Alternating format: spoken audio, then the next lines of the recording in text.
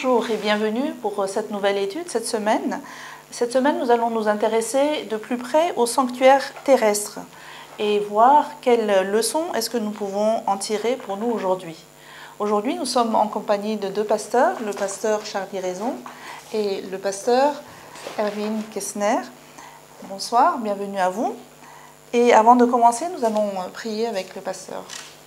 Notre Dieu, notre Père, nous te remercions pour cette occasion d'étudier tes leçons et surtout, je te prie de nous aider à comprendre les leçons du sanctuaire terrestre.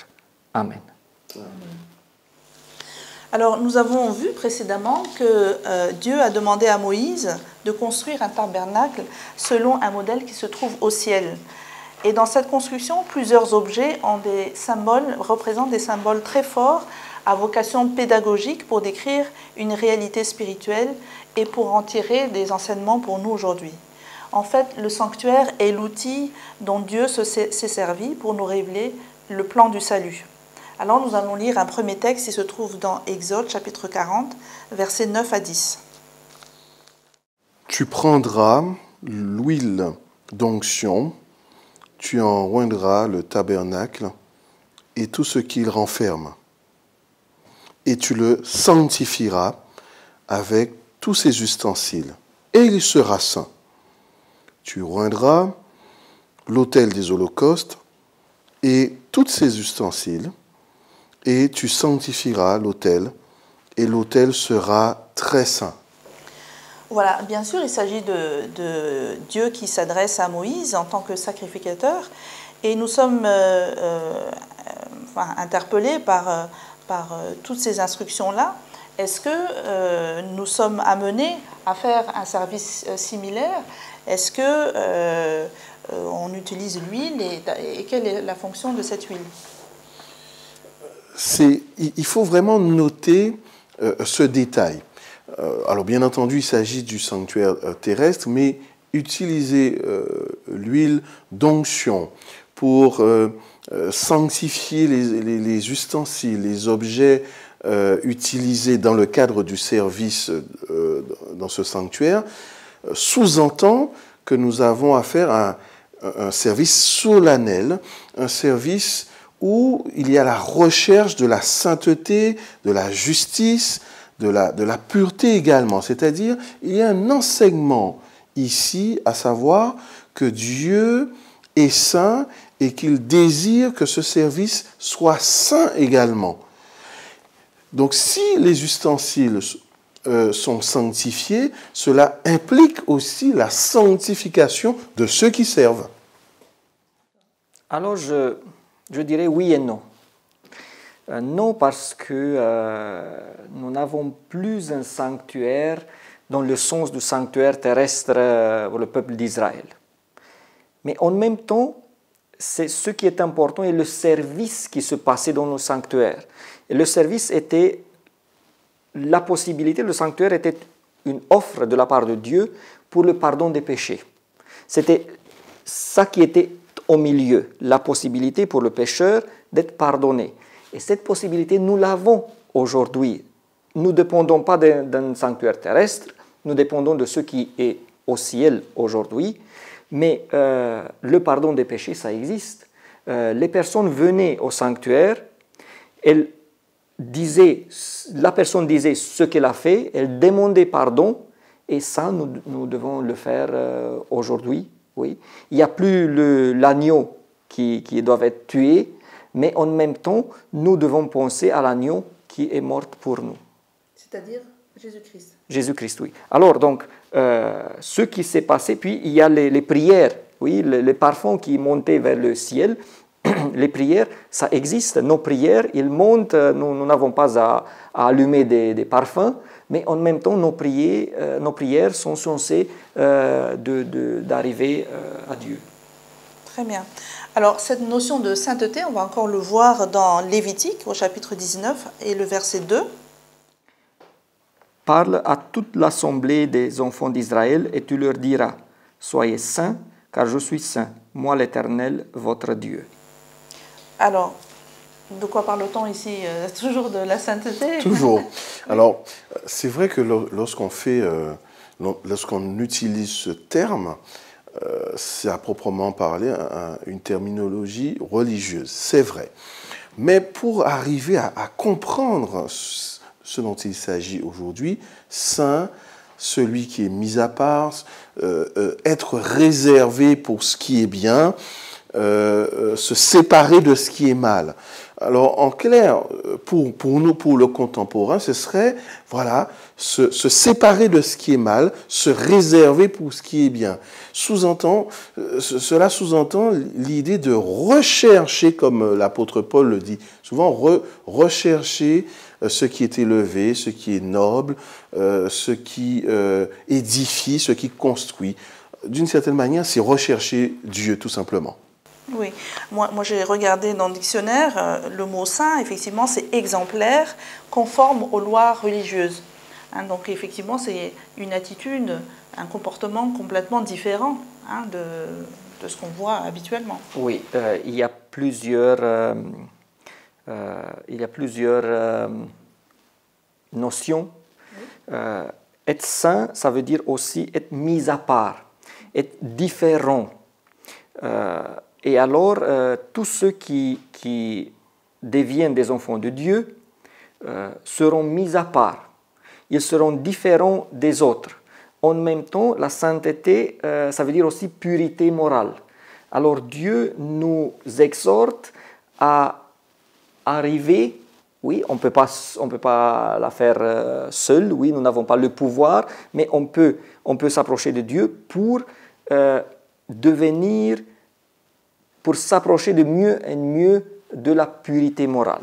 Oui, justement, moi ça me pose quand même question, il dit soyez saints car moi je suis saint. Pour Dieu, c'est la caractéristique de Dieu d'être saint. La sainteté, c'est lui-même. Je vous donne un exemple. Dieu est parfait. Dans tout ce qu'il fait, il est parfait. Nous, dans tout ce que nous faisons, nous devrons être aussi parfaits. Nous devrons tendre vers la perfection. Je répète, je ne veux pas tomber dans le légalisme, mais il faut que nous avons Dieu comme exemple et tendre vers cette sainteté qui n'est pas intrinsèque. Là, il faut être clair. Donc, oui. Pour nous, ça nécessite beaucoup d'efforts, beaucoup de... oui, c'est pas en même temps, naturel. c'est Dieu qui nous sanctifie. Au moment où je m'approche de Dieu, au moment où je suis en contact avec lui, je serai sanctifié. Ça veut dire, ce n'est pas quelque chose que je peux faire, parce qu'il y a des gens qui se séparent du monde, des moines, n'est-ce pas, et qui essayent d'être saints dans cette manière-là. Non, il faut que je m'approche de Dieu. Oui. Il faut que je m'approche de Dieu, et en sa présence, c'est lui qui va me sanctifier.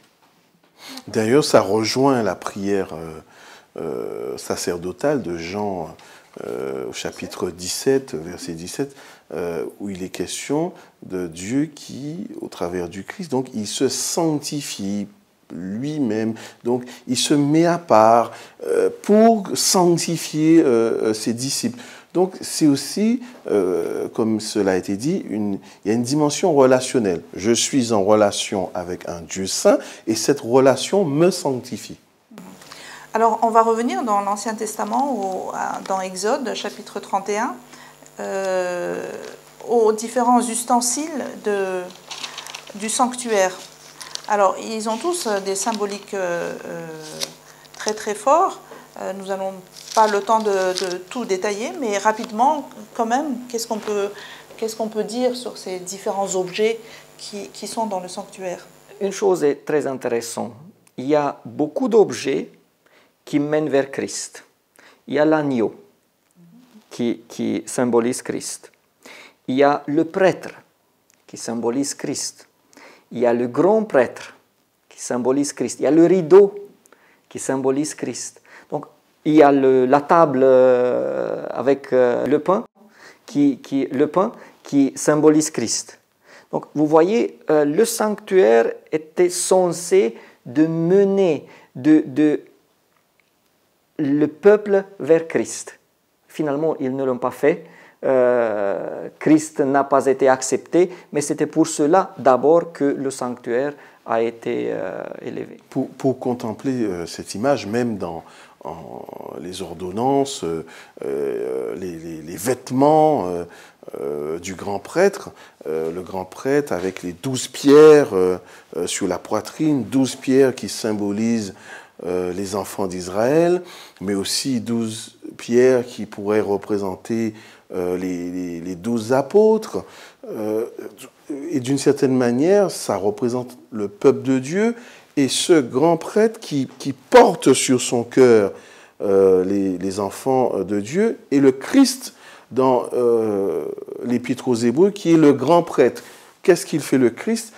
Il prie, il porte sur son cœur ses créatures, ce qu'il aime, et puisque nous sommes ses frères, il nous porte et il intercède pour nous. Cela sous-entend que même dans les détails, nous retrouvons le Christ. Il y a une pédagogie dans ce sanctuaire terrestre, donc vétérotestamentaire. Il y a une pédagogie qui doit nous ramener à la personne même du Christ.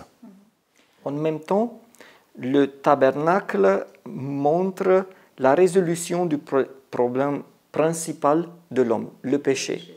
Ça veut dire le sang qui coule, il lave le péché.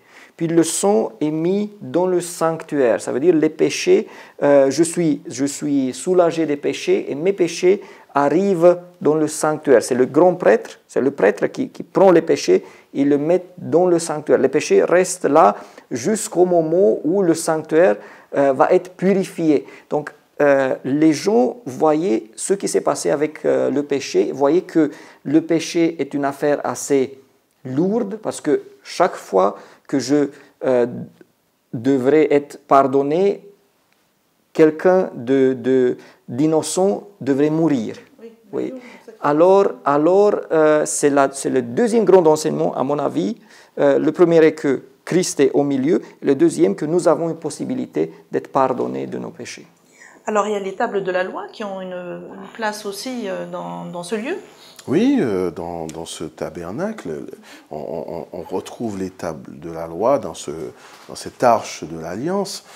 Il y a une indication très importante, puisque nous retrouvons aussi dans le livre d'Apocalypse cette arche de l'Alliance, et nous savons que dans cette arche de l'Alliance, il y a aussi les commandements, donc cette loi morale. Tout cela pour nous dire que même si Dieu, c'est un Dieu de relation, un Dieu d'amour, il ne peut pas, et de pardon, il ne peut pas non plus supprimer sa loi, enlever entre guillemets le code moral. Non, le code moral il est toujours là, et par amour, Dieu va prendre sur lui, va endosser la responsabilité pour qu'il y ait réconciliation. Donc nous voyons à la fois l'expression de la justice de Dieu, mais aussi l'expression de son amour. Très bien. Nous allons prendre maintenant Romains chapitre 3, versets 25 à 28. C'est lui que Dieu a destiné à être par son sang, pour ceux qui croiraient, victime propriatoire, afin de montrer sa justice, parce qu'il avait laissé impunis les péchés commis auparavant au temps de sa patience. Il montre ainsi sa justice dans le temps présent, de manière à être juste, tout en justifiant celui qui a la foi en Jésus. Où donc est le sujet de se glorifier? Il est exclu. Par quelle loi? Par la loi des œuvres? Non, mais par la loi de la foi. Et le verset 28? Car nous pensons que l'homme est justifié par la foi sans les œuvres de la loi. Alors là, c'est un des textes fondateurs de la justification par la foi. Et vous pouvez nous expliquer en quelques mots le principe de cette... Le mot clé, à mon avis, c'est mérite. Le légaliste, il va penser qu'il a des mérites en tenant la loi pour être pardonné. Mais non, par la foi, ça veut dire j'ai aucun mérite. Tous les mérites pour mon pardon appartiennent à Christ. Tout ce que je peux faire, c'est accepter ce que Dieu m'offre, la possibilité de pardon, et alors c'est lui qui mérite tout. Et c'est le seul qui a des mérites. Il n'y a pas des saints qui ont des mérites, il n'y a personne qui a vraiment des mérites que Jésus-Christ. Vous voulez rajouter quelque chose? Disons que lorsqu'on parle des mérites du Christ, il y a aussi un élément qui me semble important. C'est que souvent, lorsque nous nous éloignons de Dieu, nous pensons qu'il faille se débarrasser de tout ce qui nous sépare de Dieu avant d'aller vers lui. Or, le Christ dit bien de venir tel que nous sommes, et c'est lui qui va se charger d'enlever, de nous décharger de nos fardeaux, puisque c'est lui le seul méritant. Quand bien même on ferait des efforts pour, entre guillemets, se sanctifier ou paraître présentable, tout cela n'a pas sa place, puisque c'est un salut plein et entier, qui fait simplement appel à notre foi. On pourrait dire que le salut, c'est la foi en Jésus-Christ, dans ce qu'il a fait, et puisqu'on y croit, alors il y a un changement qui se produit. D'accord. On va prendre un dernier texte qui se trouve dans les psaumes, psaume 73, versets 16 à 17. « Quand j'ai réfléchi là-dessus pour m'éclairer, la difficulté fut grande à mes yeux, jusqu'à ce que j'eusse pénétré dans les sanctuaires de Dieu et que j'eusse pris garde au sort final des méchants. » Bien sûr, on n'a pas lu tout le reste, mais il était sur le point de se demander, il était découragé en fait, et se demandait comment ça se fait que les méchants ont l'air de prospérer et ont l'air de bien vivre finalement.